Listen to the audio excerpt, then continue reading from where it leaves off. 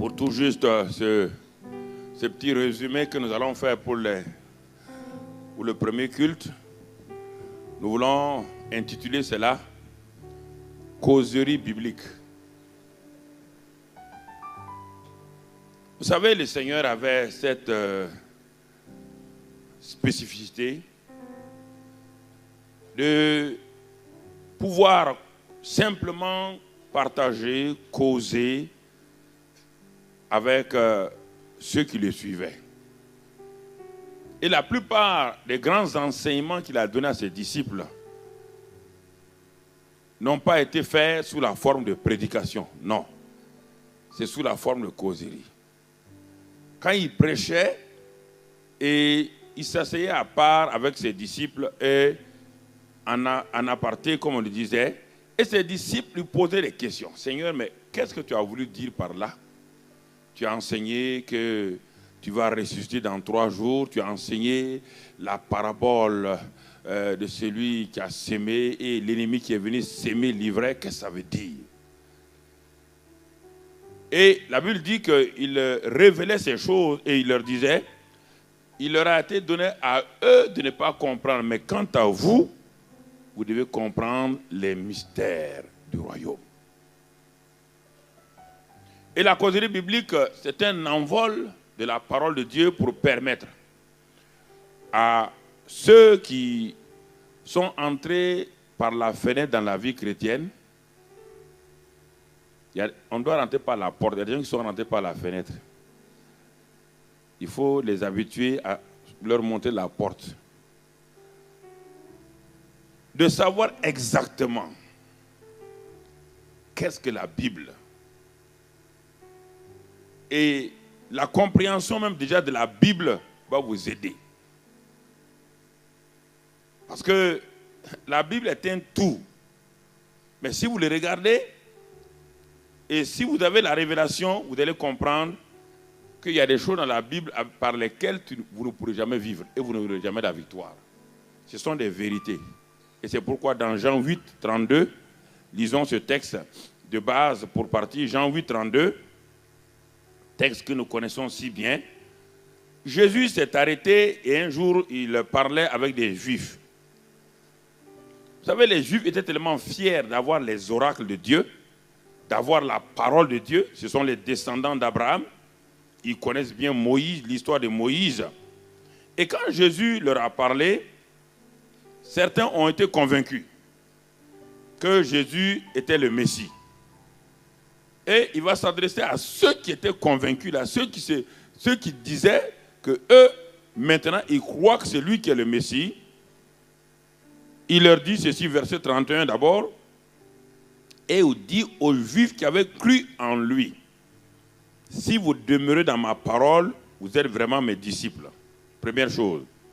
Si vous demeurez dans ma parole, vous êtes vraiment mes disciples. Non pas si vous lisez ma parole. Si vous demeurez, si vous en faites votre demeure permanente, cela vous qualifie pour être des disciples. C'est-à-dire, vous vous êtes mis sous la discipline du Seigneur. Deuxième élément, il dit, vous connaîtrez la vérité. Et la vérité vous affranchira. Il y a 2 choses ici. Premièrement, je demeure dans la parole. La parole et moi, nous faisons une seule entité. Parce que je demeure là-dedans, comme l'arbre est enraciné dans le sol et l'arbre deviennent même entité, parce que les deux dépendent l'un de l'autre. Mais Jésus dit, tout ça c'est bien. Il dit, à partir de ce moment-là, vous connaîtrez la vérité. Du fait que vous demeurez dans la parole, il y a un élément qui va sortir de cette parole-là. Un élément va apparaître qu'on appelle la vérité. Et vous allez la connaître. Et dès le moment où vous connaissez la vérité vous est révélée, vous l'expérimentez, il dit en ce moment-là, cette vérité révélée, expérimentée, vous rendra libre ou vous affranchira. Donc ce n'est pas la vérité qui libère les gens, non. La vérité est une photo. qui vous montre la vérité, dit voilà une photo ou un miroir qui montre qui vous êtes. On vous photographie et on vous montre votre photo. Quand vous voyez effectivement, la photo là vous permet de savoir. Et si quelqu'un avait vu vos deux photos et que la première photo vous étiez bien en forme et l'autre photo vous avez maigri, il peut déduire par la photo que quelque chose ne va pas en vous. La photo vous révèle que quelque chose ne va pas, mais il ne sait pas de quoi il est. Maintenant, la vérité révélée. La vérité révélée, ce n'est plus une photo, c'est une radiographie. Parce que la radiographie va révéler, la photo vous révèle que vous avez maigri. Tout le monde voit ça. La radiographie va révéler la cause de votre amaigrissement. Parce que la photographie va plus loin, la radio va plus loin que la photo. La photo ne vous montre que la surface. La radio montre, la radio ou le scanner va aller en profondeur vous montrer le vrai problème que vous avez. C'est ça, entre la vérité et la vérité révélée. C'est la connaissance de cette vérité révélée qui permettra aux chirurgiens de vous ouvrir et d'enlever ce qui était en train de vous détruire. La photo ne permet pas à un chirurgien de vous opérer. La photo peut dire au chirurgien que ce monsieur est malade. Ce monsieur, il a tellement maigri, sa maigreur là, quelque chose ne va pas.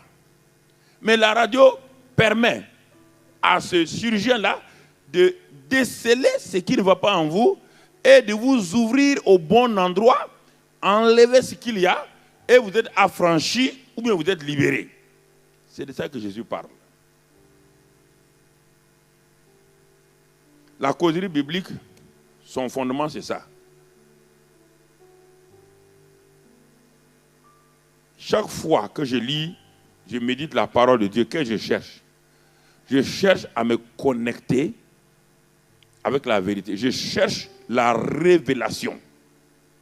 Nous l'avons dit hier, Joseph a dit à l'enfant Jésus, ils lui ont appris qu'il est le Messie, ils lui ont appris tout. Mais Jésus a attendu la vérité, d'expérimenter la vérité révélée. Et c'est ce qui lui a permis d'opérer. C'est la vérité révélée qui vous donne la capacité, donc, d'opérer. Pas la vérité. Vous connaîtrez la vérité et cette vérité connue vous rendra libre. Donc, quand on prend la Bible en tant que telle, c'est une photographie qui est là. C'est la statique, il n'y a pas de dynamique. C'est la lettre. Elle peut vous tuer. La Bible sous cette forme-là. Mais maintenant, le révélateur, c'est le Saint-Esprit. Quand le Saint-Esprit va prendre cette photo-là, elle va laisser de côté l'image extérieure. Elle va pénétrer en profondeur. Elle va lever tous les couvercles. Et elle va vous faire découvrir ce qu'il y a à l'intérieur. Vous voyez là, ce verre qui est là devant moi, ce verre qui est là, et il y a un liquide là-dedans. J'ai la photographie du verre. Mais je ne peux pas avoir accès au verre parce qu'il y a quelque chose, au contenu du verre, parce que quelque chose m'empêche. C'est ce couvercle-là qui m'empêche. Et c'est pourquoi on dit que la lettre tue. La lettre, c'est quoi? C'est le couvercle de la parole. Mais le Saint-Esprit vient, quel est son rôle? C'est de vous donner accès à ce qui est à l'intérieur de ce verre. Il enlève ce couvercle qui vous empêchait d'avoir accès et vous commencez à expérimenter maintenant et ce qui est là-dedans commence à devenir une réalité. Vous pouvez boire cela, mais vous pouvez rester là, ayant soif. Mais tant que le couvercle reste là, l'eau est là et vous mourrez malgré la présence de l'eau qui est là. C'est pourquoi les gens lisent la Bible. Il y a tout dans la Bible, mais il meurt spirituellement, c'est-à-dire que, du moins pas spirituellement, parce que là c'est la mort, Et ils meurent dans leur situation, c'est-à-dire qu'ils sont dans l'échec, ils sont dans la détresse, dans la faiblesse, parce qu'ils n'ont pas accès à la révélation. Ils n'ont pas accès à la révélation. Et ça, c'est très important. Alors, c'est pourquoi, ce matin, je dis que nous devons laisser le Saint-Esprit. Et quand nous prenons la Bible elle-même, l'Ancien Testament, il faut que tu aies une idée claire de la Bible, parce que si tu veux prendre les versets comme cela, tu vas faire un mélange qui va te créer des problèmes. Et malheureusement, nous sommes en tant que chrétiens, nous avons fait 15 ans sans nous asseoir attentivement pour savoir qu'est-ce que la Bible. Et quand on dit ça, on dit, ah, c'est vrai, hein, mais oui, il y a des choses que nous faisons parce que nous l'avons appris des gens à gauche et à droite, mais n'avons pas pris le temps nous-mêmes pour nous asseoir, pour examiner.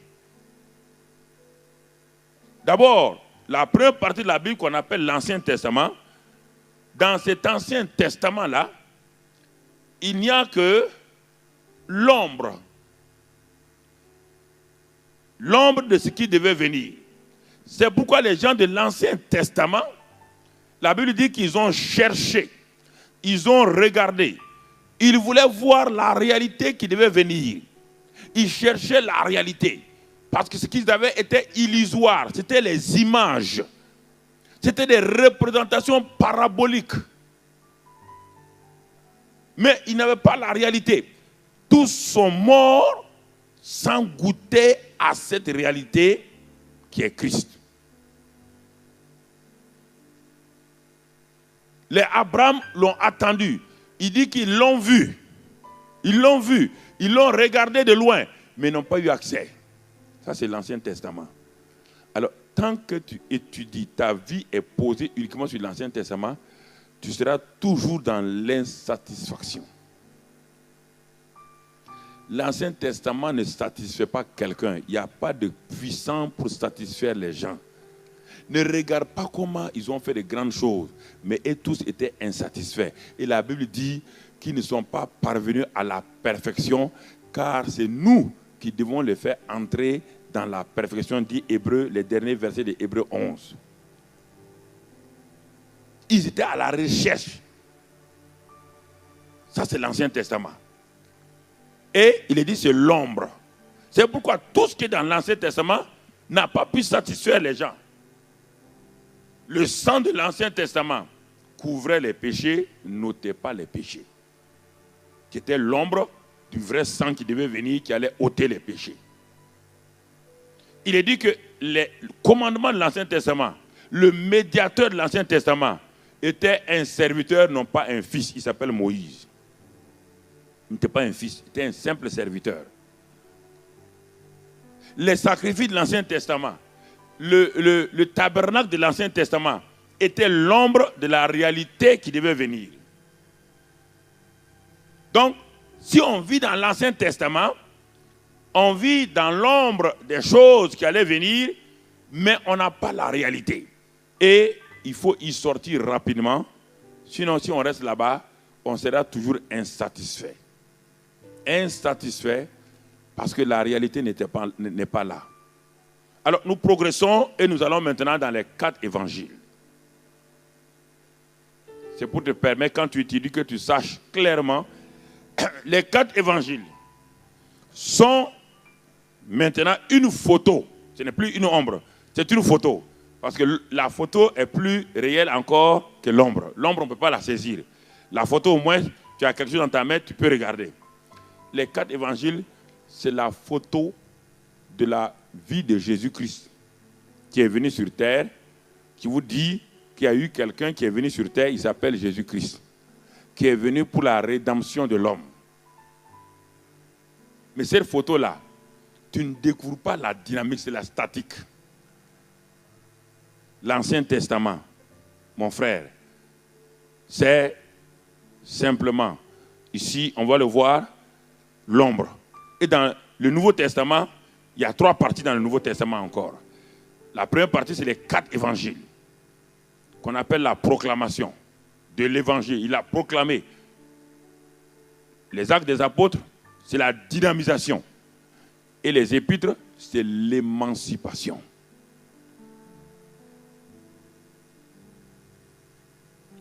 Nos frères noirs ont eu la proclamation de la libération de l'esclavage, tout. Mais plusieurs ne sont pas entrés dans la dynamique pour entrer dans l'émancipation réelle.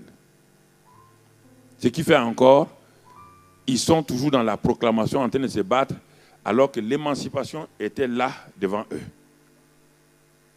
Alors quand tu commences le Nouveau Testament, tu commences par les livres intermédiaires du Nouveau Testament qu'on appelle les 4 évangiles. Car les 4 évangiles sont toujours sous la loi. Ce n'est pas le Nouveau Testament. C'est l'introduction au Nouveau Testament portant sur la vie de Jésus-Christ. L'homme qui va amener donc à l'existence la nouvelle création, le nouveau monde. Il y a 2 événements seulement qui caractérisent le monde. Et aujourd'hui, le monde, de façon naturelle, peut dire les Napoléons ou telle personne ont affecté le monde. Il y a 2 événements seulement qui caractérisent le monde. Le premier événement, le premier homme, c'est Adam. Et la désobéissance d'Adam. Et le deuxième homme, c'est Jésus-Christ, l'obéissance de Jésus-Christ. Voilà les 2. Voilà l'alpha et l'oméga. Tout le reste, c'est intermédiaire. Le premier, il a désobéi. Le second a obéi. Si tu prends les 2 là, les 2 bornes de la vie, du monde, tu verras tout là-dedans. Les intermédiaires là, ce sont des gens qui étaient liés. Les premiers intermédiaires étaient liés au premier Adam. Et les deuxièmes, c'est la nouvelle génération, donc de la nouvelle création. Voilà, le monde est divisé en 2 groupes, pas plus. Pas plus. C'est comme ça qu'il faut raisonner quand tu vas en contact avec Dieu. C'est-à-dire le monde adamique, condamné, mort, bien qu'il fasse des exploits, étaient tous des morts.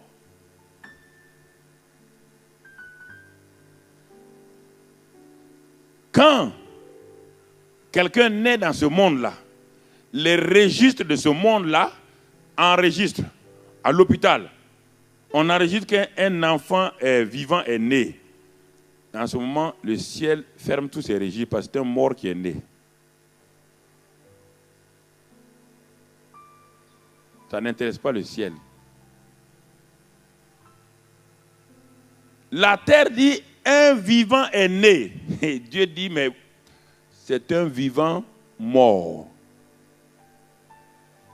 Quand chez nous, il y a mort-né, c'est autre chose. Est-ce que tu comprends? Les régies du ciel, les livres du ciel t'enregistrent. Je suis né le 7 mars. Les dit, oui, un enfant est né et tout. Mais le ciel est silencieux. Quand le ciel te regarde, il ne peut pas t'inscrire. Parce qu'au ciel, il n'y a pas de livre de mort, il y a un livre de vie. Mais le jour que tu nais de nouveau, alors tout le ciel est en ébullition. Les anges sont dans la joie. Les gens disent, ah papa, il y a un enfant qui est né chez toi. Est-ce que vous comprenez? De même qu'il y a la joie dans une famille, quand un enfant naît naturellement, la même joie se trouve au ciel. Il faut bien comprendre, frère, la vie. Il y a la vie naturelle. Un jeune couple qui attend leur premier enfant. Vous voyez, la femme va, elle choisit déjà, si c'est une fille ou un garçon, choisit la layette qu'il faut, les couleurs, le berceau, tout le monde est content. Et le jour que l'enfant est né, comme Victor Hugo l'a dit, le cercle de famille est élargi, tout le monde est dans la joie. Mais chez Papa, bon Dieu, c'est la même chose. De même que tes parents ont trouvé que tu étais important quand tu es né, ils ont téléphoné à tout le monde, tous leurs parents, et ils sont réjouis là. Quand tu es né de nouveau, tu es important. C'est cette importance, cette valeur que tu dois apprécier. La nouvelle création est traitée. C'est-à-dire un roi vient de naître. Et les livres du ciel s'ouvrent, et il y a un livre qu'on appelle le livre de vie. Et en ce moment, Papa, bon Dieu lui-même, inscrit ton nom dans ce livre-là. Il inscrit ton nom dans ce livre-là. Donc, ceux de l'Ancien Testament, il n'y a aucun qui a son nom dans le livre de vie. Je vais t'expliquer. Parce que tout le message est incomplet par lui-même. Ce n'est pas un message. Parce que je vais t'expliquer pour que tu comprennes. On n'a pas dit. C'est-à-dire que tous, quand ils mouraient, ils allaient dans un endroit qu'on appelle le sein d'Abraham. Le sein d'Abraham est différent. Donc, le livre de vie, c'était un lieu spécial qui était réservé à tous les descendants naturels d'Abraham. Mais quand Jésus est mort, Jésus, il est dit qu'il est parti dans les prisons, il a amené. Il est parti pour libérer. Parce que le lieu où la nouvelle création devait aller, il fallait que Jésus aille. Il a dit qu'il est parti prêcher aux prisonniers. On ne parle pas de l'enfer. Non. Il est parti prêcher aux prisonniers. Et c'est pourquoi, quand il est sorti de la résurrection, les tombeaux se sont ouverts à Jérusalem et la plupart des saints que les gens connaissaient ont commencé à marcher dans les rues de Jérusalem. Et beaucoup de gens font semblant comme si ce passage n'existait pas dans la Bible.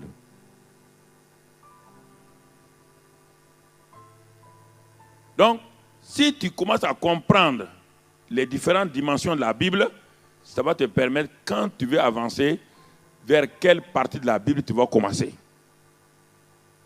Donc, l'Ancien Testament ne satisfait pas l'homme. Te montre ce qui devait venir. Une projection qui devait venir.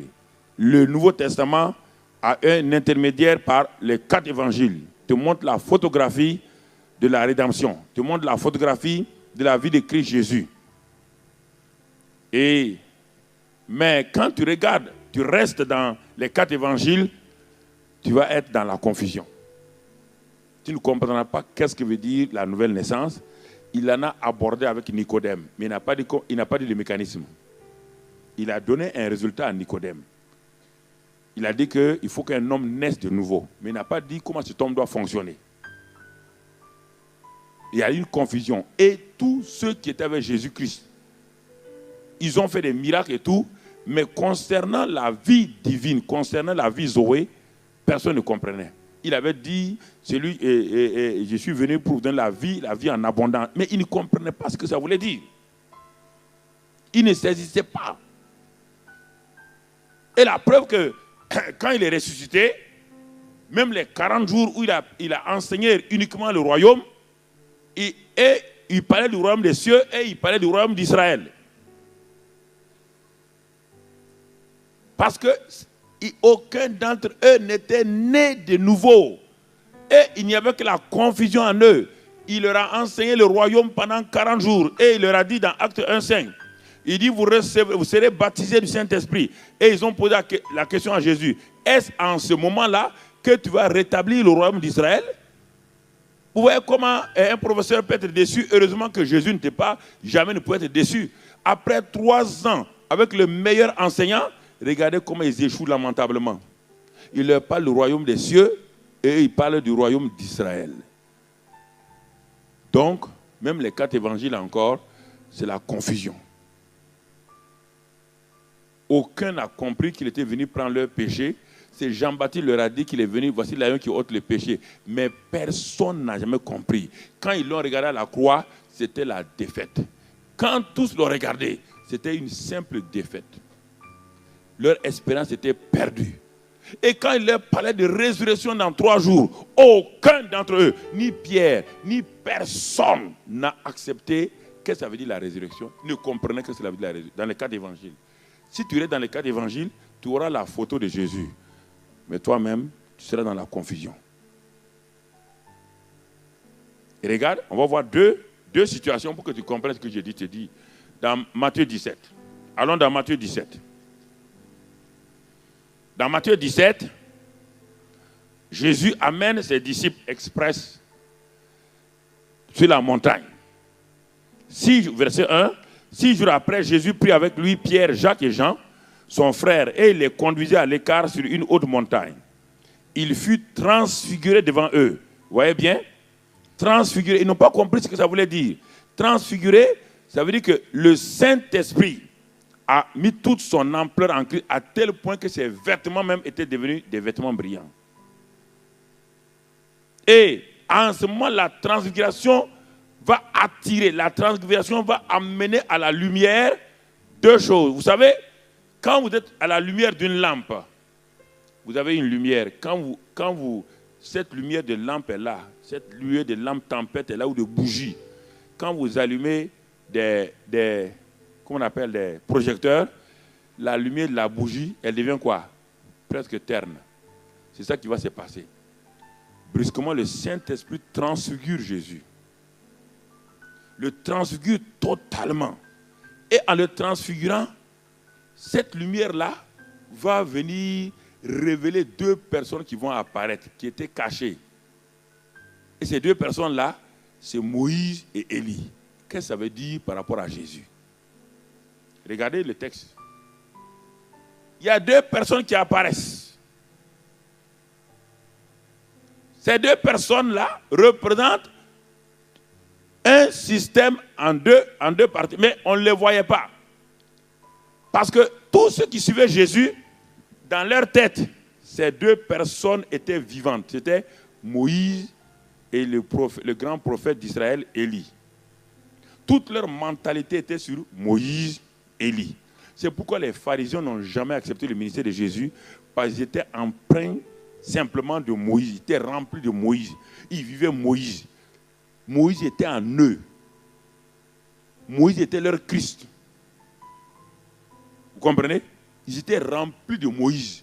Et toute discussion se faisait, l'étalon de mesure des pharisiens était seulement Moïse. Ils n'avaient aucun étalon de mesure. Tout ce que Jésus disait, il le comparait à ce que Moïse a dit. Alors, Dieu va faire exprès.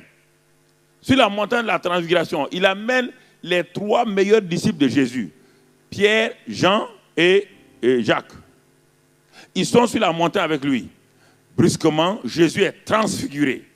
Et cette transfiguration, cette lumière excellente qui sort, va nous révéler ce qui était caché. Les choses cachées vont revenir en surface. Qui apparaît? On voit apparaître Moïse à la droite de Jésus et on voit apparaître le grand Élie à sa gauche. Et pour vous dire que tous les disciples connaissaient leur prophète, ils n'ont jamais vu Moïse, ils n'ont jamais vu Élie, mais ils les ont reconnus. Mais pourtant, ils n'ont pas reconnu facilement Jésus. Qu'est-ce qui a fait qu'ils ont reconnu Moïse et Élie? Parce que l'enseignement qu'ils ont eu de Moïse, l'enseignement qu'on leur a donné sur Moïse et Élie, faisait que même si tu le voyais dans une description, tu le reconnaissais. Si tu ne m'as jamais vu, mais si on me décrit à toi, quelqu'un prend ma photo, me décrit à toi, et te dit va à l'aéroport. Quand tu iras à l'aéroport, dès que tu me verras seulement, tu sauras que c'est moi. C'est ça qui était dans leur vie. Quelque chose se passe. Écoutez, jeunes gens. Quand Élie et Moïse apparaissent, alors tout de suite, Pierre, prenant la parole, dit à Jésus, Seigneur, il est bon que nous soyons ici, et si tu le veux, je dresserai ici 3 tentes, une pour toi, une pour Moïse et une pour Élie. Quand la révélation n'est pas là, frère, vous allez faire la mixture. Et la mixture, c'est la chose la pire. C'est ça que la seule fois que Paul était énervé contre une église, ce n'était pas contre Corinthe. Paul n'était pas énervé contre les péchés des Corinthiens. Il était un peu déçu, il avait des douleurs de l'enfantement. Mais Paul, sa seule colère était contre l'église de Galate. L'église de Galate était une église apparemment sainte, mais elle mélangeait la loi et la grâce. Et à cause de ça, leur foi ne pouvait pas aller loin. Dans Galate, c'est terrible. Quand vous lisez, il ne comprend pas. Il dit, mais vous prêchez un autre évangile. Pas l'évangile que j'ai prêché. Et l'évangile que vous prêchez là, ça ne peut pas libérer quelqu'un. Vous avez commencé par la foi et maintenant vous voulez terminer par la loi. Il dit, mais à cause de ça, vous avez reçu le salut par quel moyen? Ils ont dit la foi. Vous avez reçu le Saint-Esprit par quel moyen? La foi et la grâce. Il dit, mais pourquoi, après avoir reçu, maintenant vous voulez marcher dans la loi? Il dit, vous ne savez pas que La loi impose que quiconque veut marcher dans la loi doit obéir à tous les commandements. Et s'il n'obéit pas, il se place sous une malédiction. Et plein de pasteurs placent leurs chrétiens sous malédiction en voulant... Et c'est terrible. Quand on me dit aux États-Unis qu'à la Cour suprême, c'est les 10 commandements qu'on met et tout le monde dit que si on enlève ça, tout le monde pleure. Dieu a enlevé ça il y a longtemps. Est-ce que vous comprenez? Ne soyons pas religieux. Les gens veulent la surface. On dit non, non, voilà, tel juge est contre Dieu. Parce qu'on a enlevé d'enlever les 10 commandements des écoles. Ça ne fait rien. Même si on enlève tous les commandements de n'importe quelle école, ça ne fait rien, mon ami. Ce n'est pas parce qu'il y a les 10 commandements derrière un juge qui ferait de lui un chrétien. Moïse avait 2 pierres avec les 10 commandements. Et Moïse les a cassés. La première fois qu'il est descendu, il les a brisés. Ce n'était pas un blasphème, mon ami. Moïse même a, ce que Dieu a écrit par ses propres mains là, Moïse même a cassé ça. Dieu n'a pas dit, mais tu as tort. Donc ce n'est pas parce que les gens ont écrit quelque chose, 10 commandements derrière le dos de quelqu'un que ça marche. La pensée religieuse est trop forte dans les pays, dans les nations. Les gens veulent des choses comme ça. Non. Vous voyez là? Il dit de faire... Pierre a oublié sa famille. Il voulait rester sur la montagne. Pierre est marié, non? Il a oublié sa famille. Il a oublié que, non, Jésus... Mais ouais, la pensée religieuse est terrible. Elle vous prend en otage. Et en ce moment-là, regardez, au moment où il parlait, une nuée lumineuse vient maintenant faire quoi? Couvrir tout le monde. Cette nuée, cette gloire de Dieu. Ils vont être donc identifiés à Christ dans sa gloire. Une lumière lumineuse vient les couvrir. Et dans cette lumière-là, la voix du Père va retentir. Écoutez ce que le Père va dire maintenant pour nous éclairer. Pour tous ceux qui veulent s'appuyer sur les évangiles, le mélange de la loi et de la grâce, la voix du Père leur dit ceci: celui-ci est mon fils bien-aimé, en qui j'ai mis toute mon affection, écoutez-le. Pourquoi dit l'écouter? Parce que même les disciples de Jésus écoutaient encore Moïse et Élie.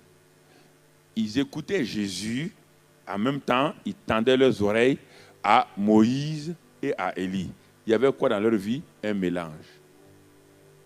Tu ne peux pas vivre de l'Ancien Testament, des évangiles et des épîtres. Non, mon ami. Si tu vis de ça, tu fais un mélange. Et c'est pourquoi ta vie chrétienne a des problèmes.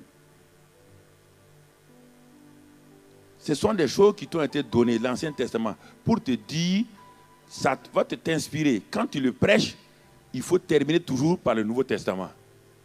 Sinon, tu n'as montré aux gens que de l'ombre. Tu n'as pas montré la réalité. Tu n'as montré que la photo. Mais tu n'es pas rentré dans la dynamique. Tu ne les as pas émancipés. Tu n'as pas montré la dynamique. Tu as montré seulement la proclamation. Tu as montré l'ombre. Et quand il a dit ça, écoutez-le. Lorsqu'ils entendirent cette voix, les disciples tombèrent sur leur face et furent saisis d'une grande frayeur. Mais Jésus s'approchant les toucha et dit, levez-vous, n'ayez pas peur. Verset 8, ils levèrent les yeux et ne virent que Jésus seul.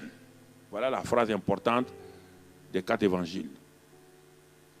Dieu dit, la seule personne qui est digne d'être écoutée, c'est qui? Et quand la nuit a disparu, qu'est-ce qui s'est passé? Un phénomène extraordinaire. La loi représentée par Moïse, les prophètes représentés par Jésus-Christ, les deux se sont fondus en qui? Jésus a avalé les deux. Et maintenant, il y avait eux devant qui maintenant? C'était pour leur montrer qu'à partir de maintenant, il n'y a que Jésus seul.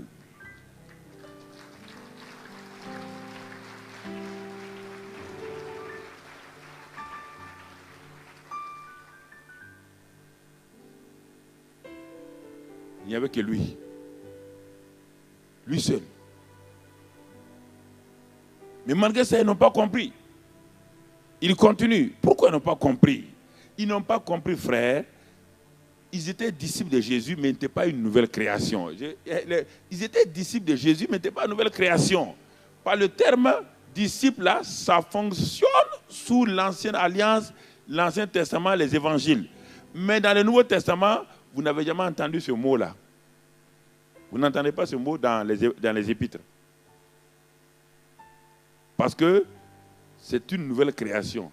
Un disciple, c'est quelqu'un qui écoute les enseignements d'un maître pour s'améliorer, pour être comme le maître. Mais il ne pouvait pas être comme le maître parce qu'il ne s'est pas né de nouveau. Et c'est pourquoi quand le maître, c'était des morts ambulants. Tout ce qu'il leur disait spirituellement, ils étaient morts. Aucun n'avait la vie en eux. Quand vous lisez l'Ancien Testament, et quand on voyait Jésus dire à la femme samaritaine, il dit à la femme qui a commis adultère, il dit aux autres, va, ta foi t'a sauvé. On ne parle pas du salut dans les termes que nous connaissons. Jésus n'étant pas mort, qui peut être sauvé? Voilà. Le problème, les gens confondent tout là. Jésus n'est pas sauvé, mais pourtant il utilise le mot, ta foi t'a sauvé, ma fille. Non, puisque le mot sozo, le mot sauver veut dire mot sozo. Et ça veut dire 5 choses. Libérer, et purifier, et donc sauver l'âme, et prospérer et tout. Il te dit là, dans le domaine où tu es, ton sozo là, ton sozo t'a libéré. Mais personne n'était né de nouveau. Personne n'était sauvé. Dans les 4 évangiles, personne n'était sauvé. Ni Marie, ni personne. Personne n'était sauvé. Il n'y avait aucun élément de nouvelle création dans les 4 évangiles. Et la croix ne sauve pas. La croix détruit le vieil homme. La croix détruit le vieil homme. Et le vieil homme qui est tenu en esclavage, la croix vient pour le détruire. La croix ne change pas les gens. On ne peut pas changer un mort. Un mort doit être enterré. Il n'y a que la résurrection. Premier élément. Donc, la croix. Personne ne peut changer cela. Et c'est pourquoi, dans Jérémie, il dit, un Éthiopien peut-il changer sa peau? Il dit, un léopard, quoi qu'il fasse, ne peut rien. Aucun pécheur ne peut changer. C'est pourquoi il faut faire attention aux mots que vous utilisez avec les gens. Si vous parlez avec un païen, même s'il est professeur agrégé de philosophie, n'utilisez pas le mot changer. Il ne peut pas changer. C'est un mort. Vous dites aux gens de changer leur vie. Comment ils vont changer leur vie? Comment un mort peut changer sa vie? Dites-moi. Il faut utiliser le vocabulaire adéquat à chaque situation. Si vous utilisez un autre vocabulaire à la place d'un autre, vous créez la confusion chez les gens et dans votre propre vie. Le changement qu'on appelle ou transformation n'est valable que pour la nouvelle création. Et la transformation, c'est quoi? C'est la métamorphose d'ici. Ce n'est pas là. Ça, c'est là. Il faut naître de nouveau. Malheureusement, quand nous sommes nés de nouveau, nous avons continué avec ce chapeau-là. Et ce chapeau-là nous a amené, frère, à vivre avec une pensée non renouvelée. Donc la transformation, ce n'est pas dans notre cœur. La transformation, c'est au niveau de nos pensées.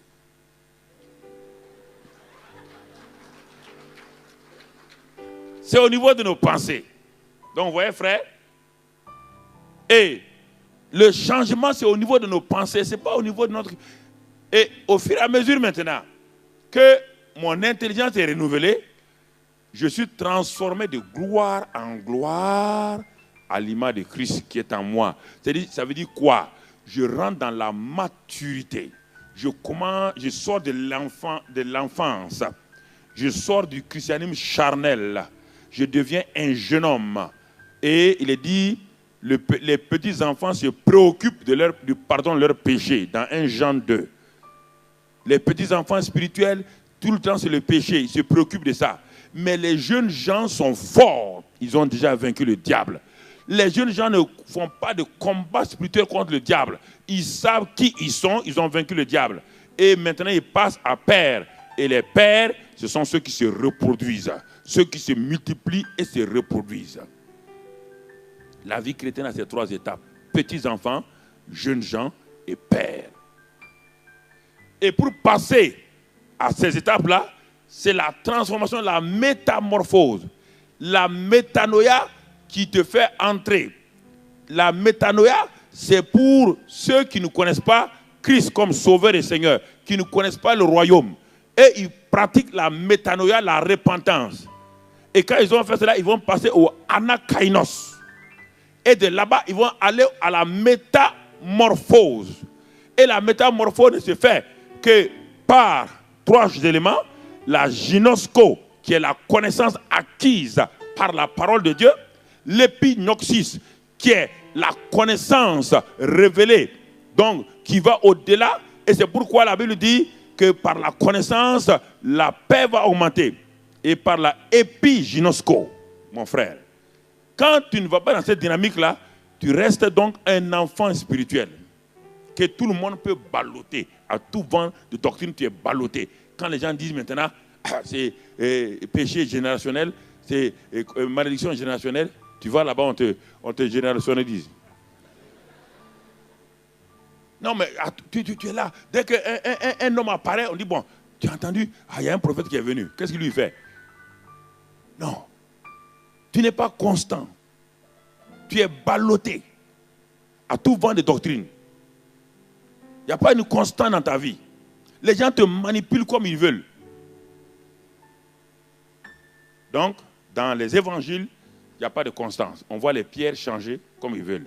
Allons, pour terminer cette partie-là, rapidement, parce que maintenant c'est 1 heure. Et regardons dans l'évangile de Luc, une autre confusion qu'on veut lever, pour vous montrer que les évangiles, tous les disciples de Jésus, aucun n'a compris ce qui est arrivé. On va le lire dans l'évangile de Luc 24. Luc 24. Luc 24 et au verset 13.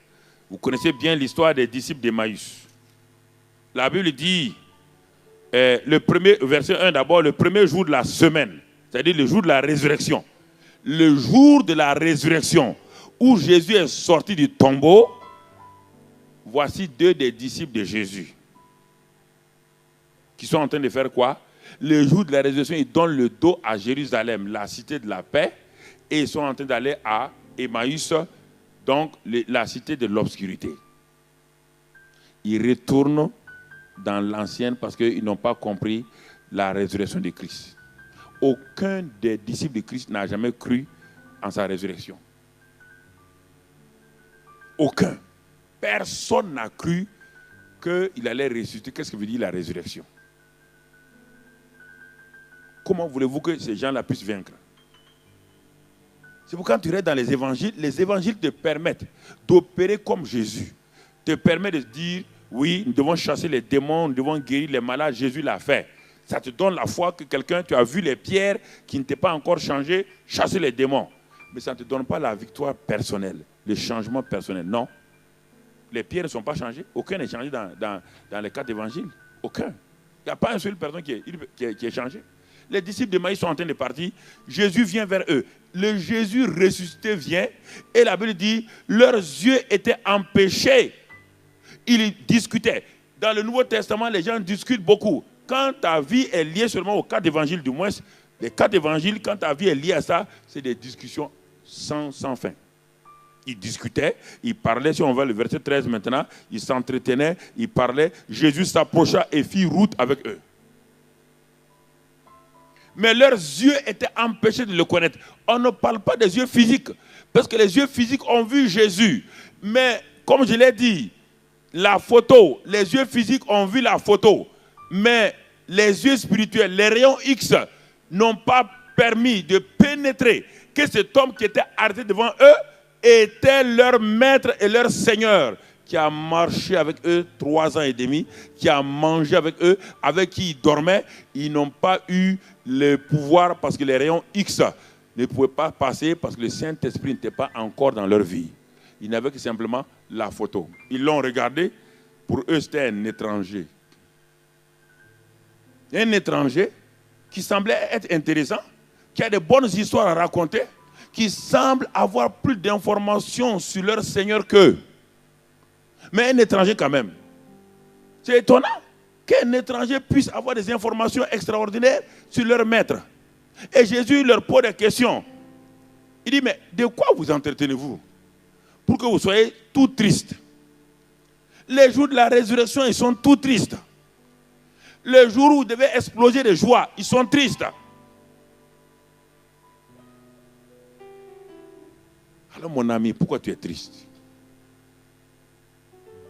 Jésus est ressuscité. Pourquoi tu es triste? Il n'a pas la révélation. Ils ont commencé à dire à Jésus, mais es-tu le seul ignorant à la place? Mais ils lui ont dit clairement, hein, tu sembles être un ignorant, toi. Tu es le seul? Comment? Tu n'as pas entendu la nouvelle là? Il dit, mais quoi? Quand même, toi aussi. Toute la ville, on parle de ça partout. Jésus fait exprès, il dit, mais de quoi parlez-vous? Et il leur dit, ce qui est arrivé au sujet de Jésus de Nazareth, qui était un prophète puissant, vous entendez? Donc, il ne croyait même pas qu'il était le Fils de Dieu. Il ne croyait pas qu'il était le Messie. Le Messie ne peut pas mourir comme ça. Le Fils de Dieu ne peut pas mourir comme ça. Il était un prophète puissant. Vous qui venez du groupe de mes amis là, quand vous devenez chrétien, dans votre tête, Jésus est toujours un prophète. C'est ça, hein? Vous qui venez de mon groupe là, Mohamedou là. C'est-à-dire que vous croyez, mais vous ne savez, vous refusez. La plupart des gens qui viennent là-bas, c'est ça. Ils n'arrivent pas à saisir. Ceux qui viennent des cathos, et c'était, il est né le petit enfant. Les autres, c'était un prophète. Et le christianisme est rempli de gens comme ça. Non, Jésus, oui, mais il n'y a pas de problème. Jésus, non, Jésus, comment? Le prophète là? Ah non. Le prophète puissant en œuvre. Il y a des gens toujours qui ont un Jésus dans le sein de Marie. Et qui courent au secours de Jésus. Comment voulez-vous vaincre si votre Jésus est toujours le petit enfant collé au sein de Marie?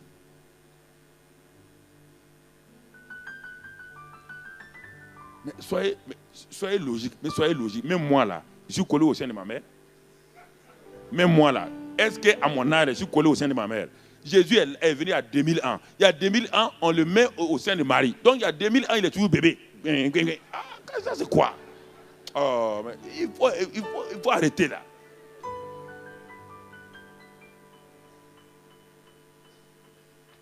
À l'âge même d'un an et demi, 2 ans déjà, j'ai été quoi? J'ai quitté le sein de ma mère. Si on vous mettait la photo de ma mère ici et on me prenait le mettre à son sein, vous serez scandalisé, oui ou non? Mais vous direz, mais ça c'est un scandale ça. Mais un gars comme ça, barbu et tout. Mais alors pourquoi vous voulez prendre le grand Jésus là, tout le temps le coller au sein de Marie? Mais non, c'est ça le problème. Il y a quelque chose qui n'a pas. C'est ça qu'ils disent. Et ils parlent, ils discutent. Et à écouter. Après, il dit, bon, vous savez, pour se défouler un peu, verset 22, il est vrai que quelques femmes d'entre nous ont fort étonnés. Vous savez, les femmes là, elles ont toujours un esprit bizarre. S'étant rendu de grand matin au sépulcre et n'ayant pas trouvé son corps, au lieu de rester là-bas, elles sont venues nous dire que des anges leur ont apparu et ont annoncé que Jésus est vivant. Ça, c'est une histoire de femmes. Vous savez, il ne faut pas les laisser. Pourquoi il ne faut pas laisser les femmes prêcher? Il ne faut pas que les femmes soient des pasteurs. Sinon, ils vont tromper tout le monde. Tu as vu déjà? Regarde le message. Elles ont déformé le message. Que Jésus est ressuscité, qu'elles ont vu des anges, que Jésus est vivant, que le tombeau est vide. Mais vraiment, les femmes là, il faut les interdire de prêcher ici. C'est ça les gens. C'est pourquoi tout le monde a peur. Non. C'était les meilleurs messagères. Ce qu'elles ont dit là, c'était la vérité 100%.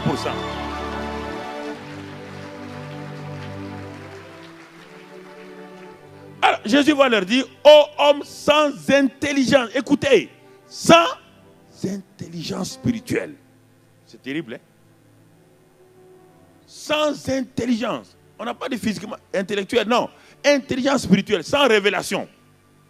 Et deuxièmement, dont le cœur est lent à croire tout ce qu'ont dit les prophètes. Alors, mon cher ami, mon cher frère, est-ce que ton cœur n'est pas lent à croire? Est-ce que ton cœur n'est pas lent à croire ce qu'on te prêche dimanche sur dimanche? Est-ce que tu as capté l'intelligence spirituelle? Et Jésus a commencé à utiliser les Écritures. Je vous ai dit, si vous voulez avancer, ce que les gens vous ont dit, les prophètes ont parlé, ils n'ont pas compris. Jésus va utiliser maintenant les Écritures pour parler ce qui le concerne. Il a pris depuis Genèse 3. Comment il a été révélé là-bas comme la portée de la femme. Il a continué dans Exode. Il a continué tous les livres, tous les prophètes. Et il leur parlait. Et à un moment donné, quand ils sont arrivés à Emmaüs, Jésus rompt le pain, leurs yeux s'ouvrent. Donc, vous voyez, frère, si on reste dans les évangiles, là aussi c'est la confusion. Il faut progresser. Et la troisième étape, c'est les actes des apôtres. C'est la dynamique.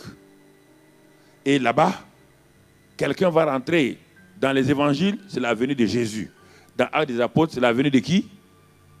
Du Saint-Esprit. L'enseignant des enseignants va venir. Le révélateur va venir. Il va apparaître. Pourquoi? Sans le Saint-Esprit, écoute-moi mon frère, sans le Saint-Esprit, Dieu est toujours loin et impersonnel. Prends toutes les religions. Toutes les religions où il n'y a pas le Saint-Esprit, Dieu est quoi? Il est loin et c'est un Dieu impersonnel. Il n'est pas père de quelqu'un. Aucune religion n'a osé dire que Dieu est mon père. Les Juifs disent que Dieu est un père. Il est le père de toute la création. Mais ils n'ont jamais dit notre père. C'est Jésus seul qui a révélé que Dieu est notre père. Sans le Saint-Esprit, le Dieu que tu adores là sera un Dieu lointain. Un Dieu qui est au ciel. Et un Dieu impersonnel. Il n'est pas ton Dieu personnel. C'est le Saint-Esprit qui a cette capacité-là. Et les apôtres vont l'expérimenter maintenant. Deuxièmement, sans le Saint-Esprit, le Christ demeure dans le passé. Il est le Jésus des 4 évangiles. Tu ne le connais pas en tant que Christ. Parce que Christ n'est pas son prénom. Il restera Jésus des 4 évangiles sans le Saint-Esprit. Sans le Saint-Esprit, troisième chose, la parole reste une lettre morte. C'est-à-dire que tu as la Bible là, ça ne dépasse pas les livres, les romans que tu lis. Et c'est pourquoi, à des moments, tu n'as pas envie de lire cette parole-là, parce que tu ne vois pas de quoi il s'agit exactement.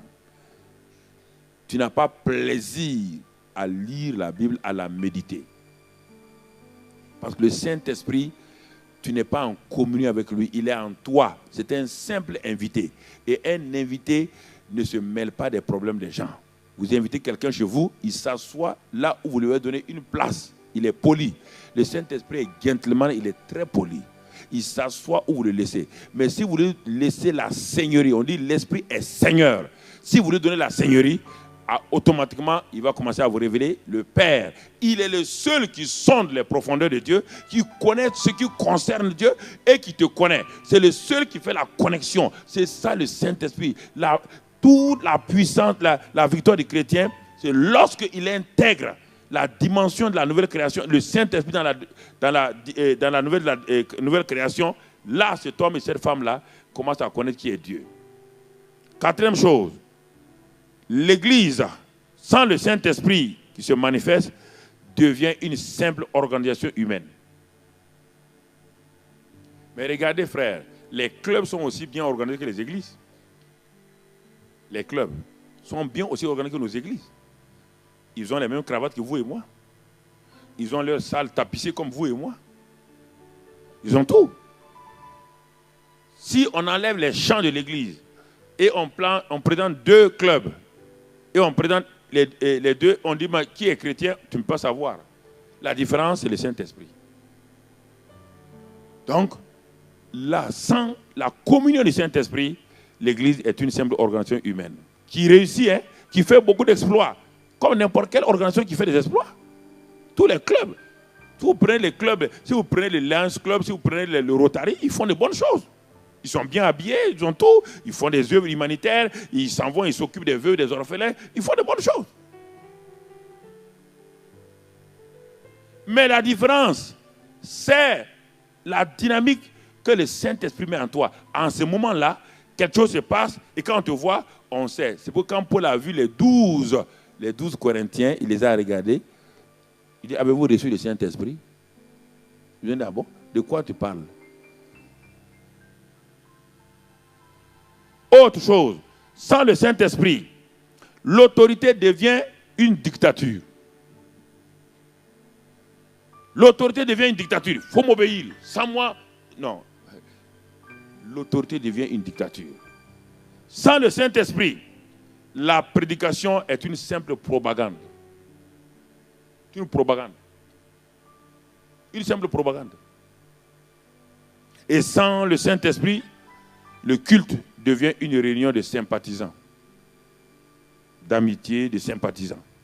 Et sans le Saint-Esprit, la vie devient un ensemble de bonnes règles et de bonnes moralités.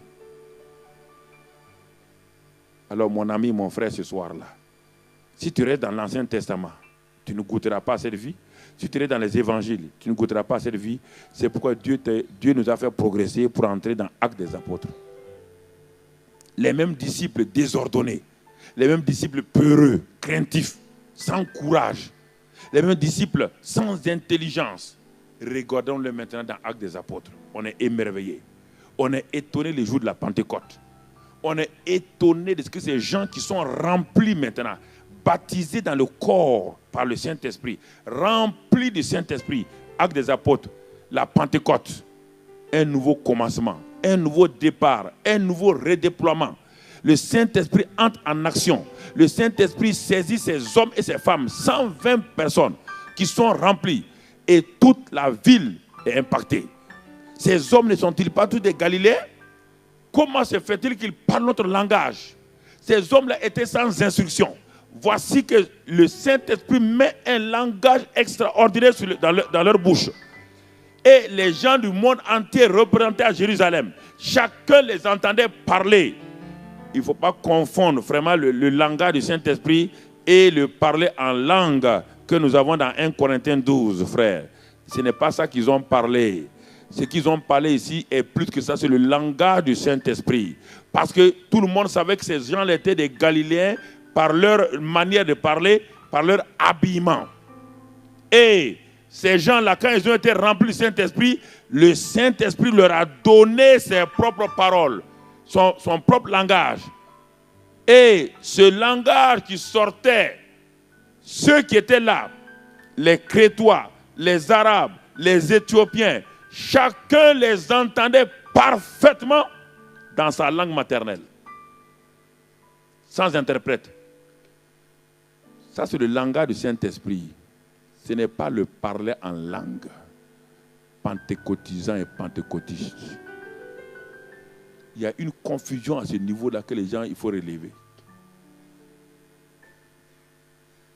Quand Paul parle aux Corinthiens, il dit, si vous parlez en langue, le parler en langue vous édifie, ou bien, si tu veux édifier quelqu'un, il faut que tu l'interprètes.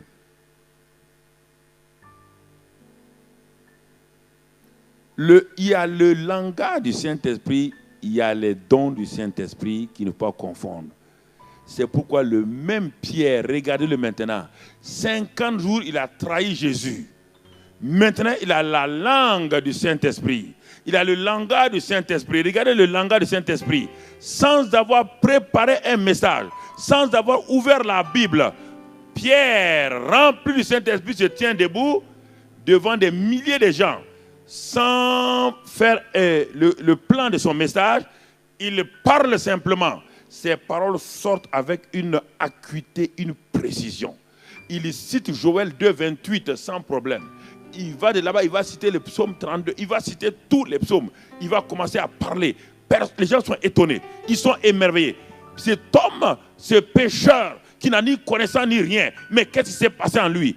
Et Jean est étonné, et tout le monde est étonné. Le voilà, tout coule de ses lèvres. Et non seulement ça coule, avec des précisions. Et il a une révélation. Il dit, c'est Jésus que vous avez crucifié. Cet homme à qui Dieu a rendu témoignage par des puissants, par des œuvres, des signes. Vous l'avez crucifié. Dieu l'a ressuscité. Et il continue. Il dit, David cite qu'il est allé dans le tombeau. Et il ne parle pas de lui-même, il parle de Jésus. Il n'a jamais été corrompu. Dieu l'a ressuscité entre les morts. Il dit, Dieu l'a fait, et Dieu l'a élevé et l'a positionné comme Christ et Seigneur. Et il a reçu le Saint-Esprit qu'il a répandu comme vous le voyez, l'entendez. Et il parle que Jésus est maintenant Christ et Seigneur. Ces hommes s'arrêtent. Leurs cœurs sont transpercés parce que la parole est l'épée du Saint-Esprit. Leurs cœurs sont transpercés. Quelque chose se passe. Pierre ne sait pas ce que... Le message n'est pas un message enflammé. C'est un message simple. Mais le Saint-Esprit qui est en train d'inspirer ces paroles-là transperce. Et les hommes ont crié, hommes, frères, que ferons-nous? Pierre lui dit, repentez-vous, que chacun de vous soit baptisé au nom de Christ Jésus pour la rémission de ses péchés et vous recevez les dons. 3000 personnes. Il y a 50 jours en arrière, une jeune femme a ridiculisé Pierre.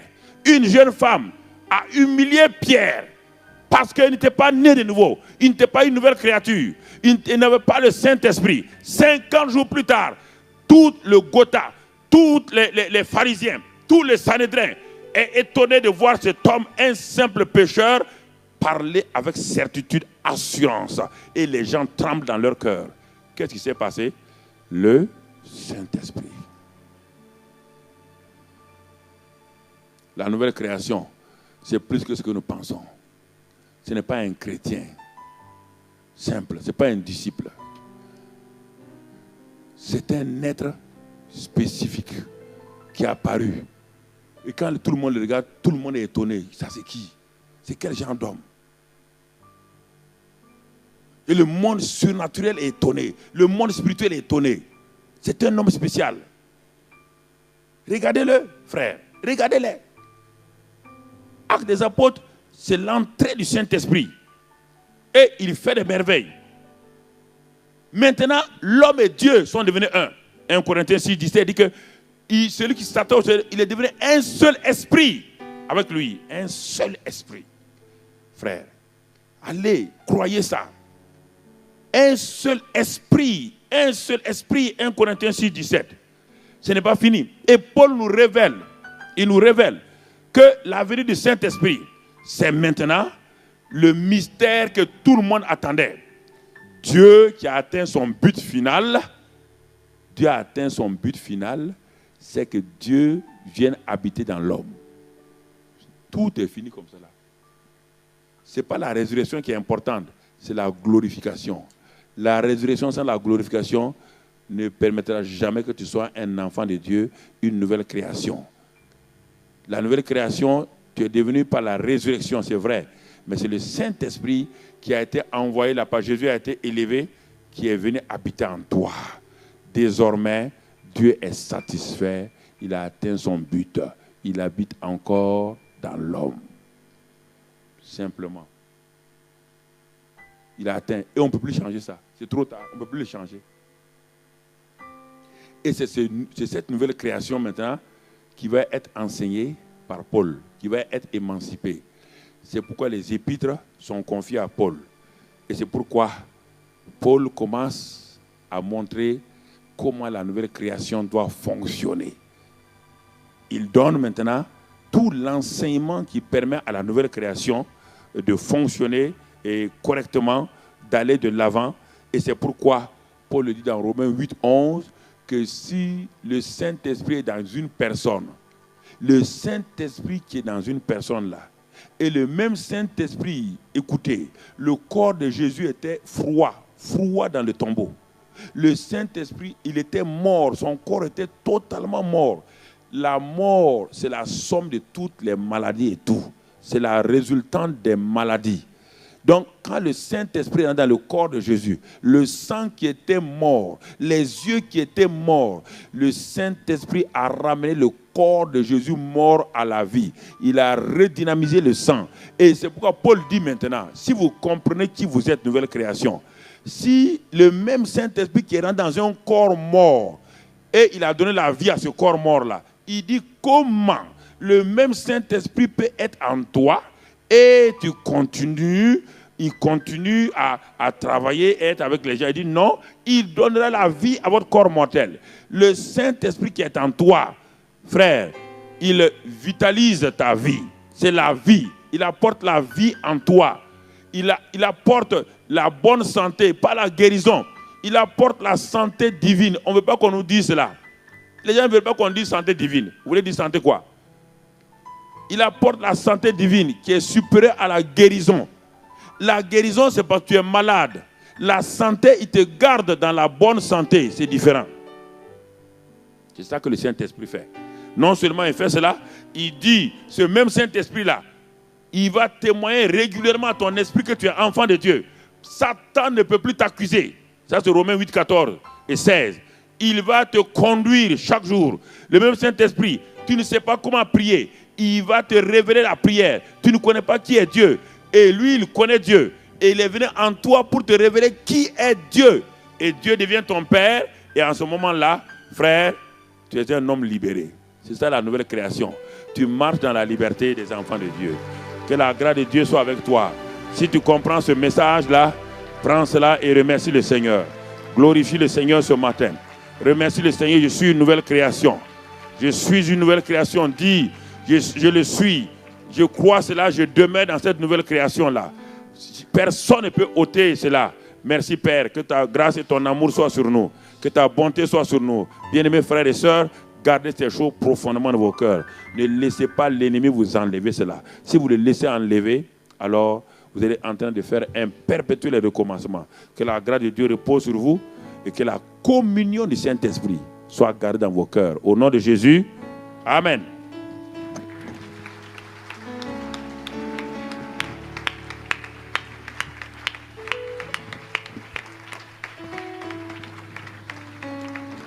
Est-ce qu'on peut acclamer le Seigneur? Est-ce qu'on peut acclamer?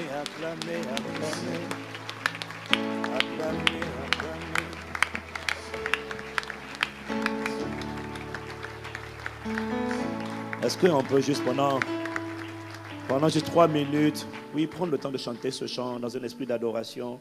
Parle à toi-même. Bénis Dieu, remercie Dieu pour le privilège. Vous savez, je vais vous faire une confidence. Je n'ai jamais entendu le pasteur Carambéry enseigner sur la nouvelle création. C'est la première fois que je l'entends enseigner sur la nouvelle création. C'est la première fois. Et quelqu'un a dû se dire, mais le pasteur Ivan, ils se sont mis d'accord? Absolument pas. C'est la première fois que je l'entends aussi développer à l'église la nouvelle création. Alors je me dis vraiment, je suis bien connecté. Et je me dis que plus nous serons nombreux à enseigner sur la nouvelle création, plus le peuple de Dieu, non, quelque chose va se passer. Inclinons juste la tête pour dire merci au Seigneur, vraiment. Seigneur, merci pour la révélation de ta parole qui est claire et qui donne de l'intelligence. Oh oui, merci de ce que je sais qui je suis. Un citoyen du royaume des cieux, un fils de sa majesté.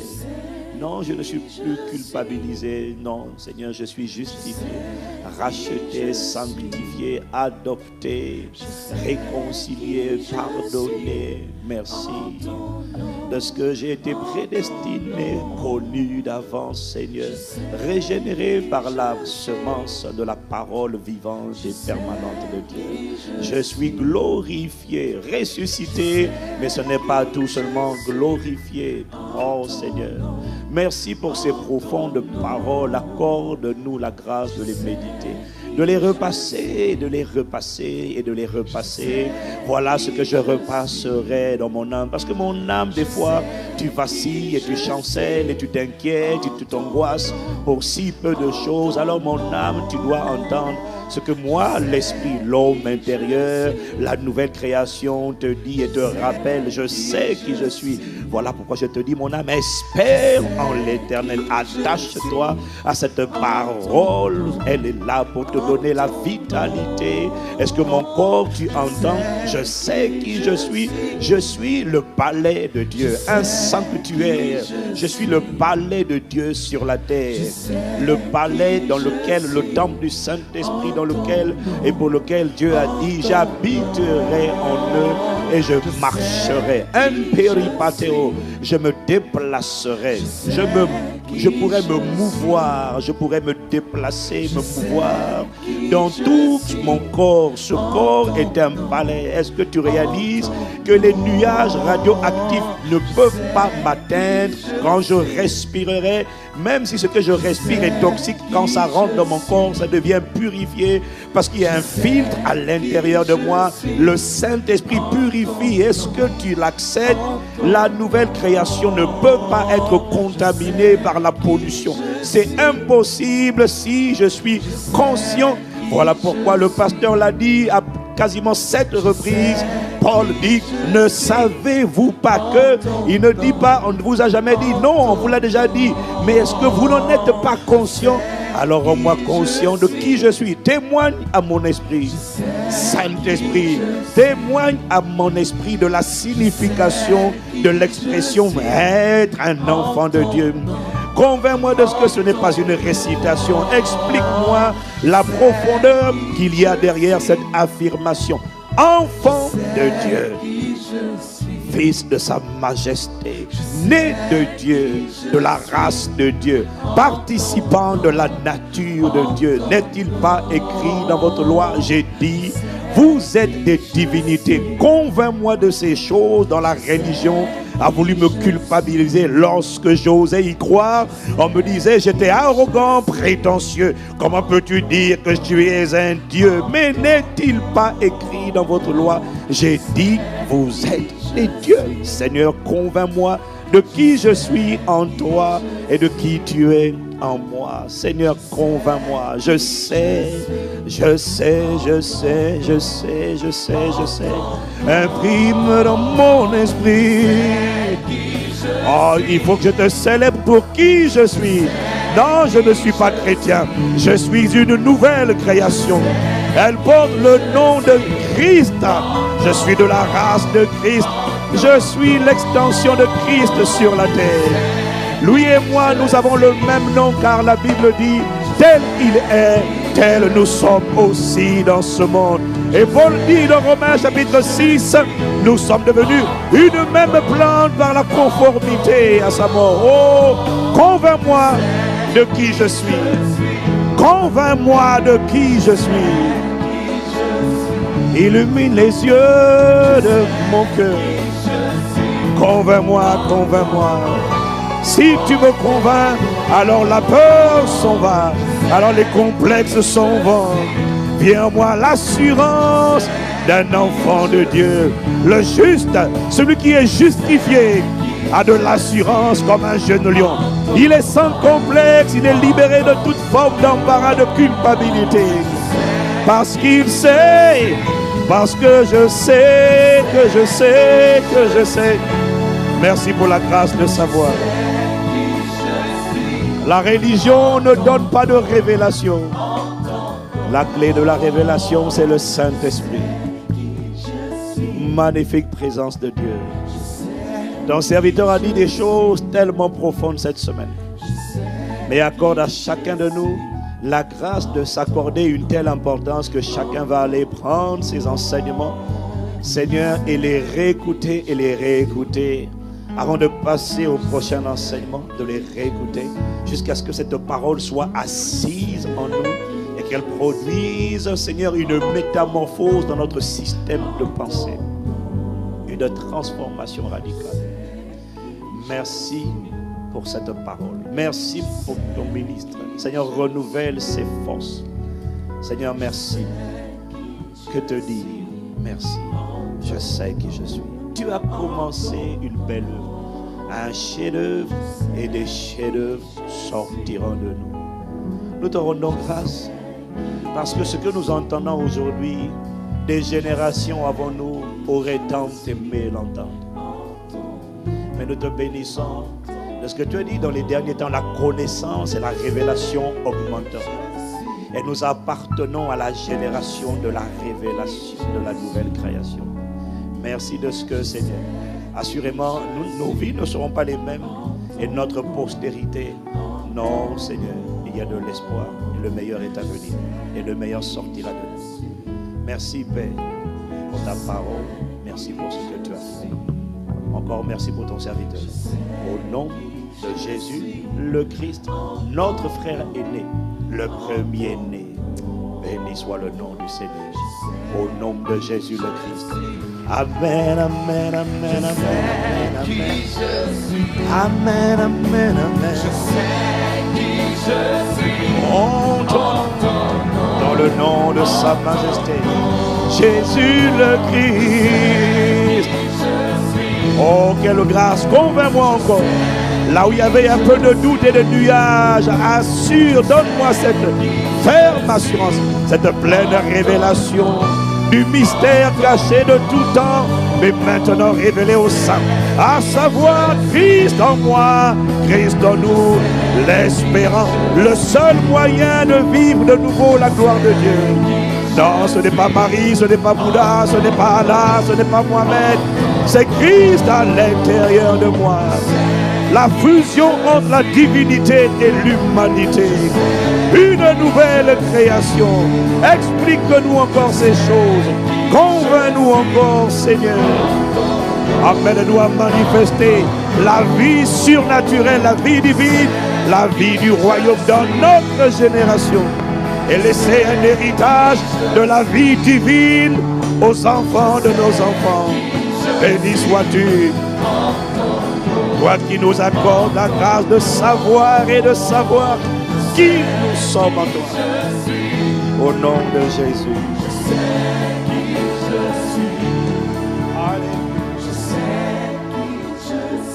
Au nom de Jésus. Amen. Peux-tu acclamer, acclamer, acclamer. Si tu sais qui tu es. Si tu as commencé à savoir qui tu es, tu peux acclamer, acclamer, acclamer.